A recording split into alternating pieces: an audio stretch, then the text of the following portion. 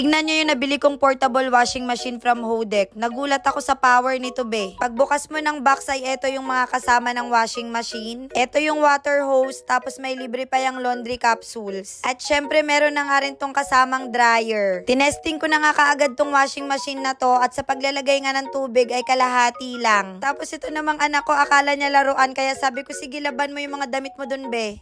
Nalagay ko na yung damit. Anong gagawin ko next? Sabon naman. So, bali nilagyan na nga niya yan ng sabon at 2 capsules na purple ang napili niya. Tapos, tignan mo naman kung gaano ka-powerful yung ikot niyan, be. After mag-wash, ibaba na natin yung drain tapos banlawan na natin. Pero naglaro muna yung batang makulit ng bula. Babango.